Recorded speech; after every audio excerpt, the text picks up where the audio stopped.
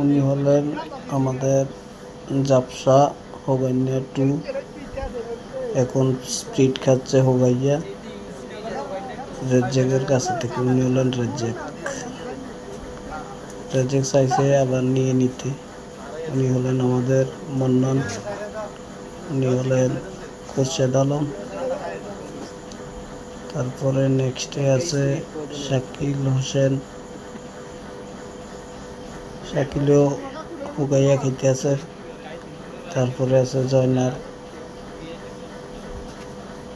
তারপর দোকানদার ইকবাল, আমাদের এলাকা হলো সোনামুড়া কুলুবাড়ি কাজের টিলা ক্যাম্পের পাশে। এই যে হলো জাপসা হোগাইয়া 2। মন্নান মনির হোসেন।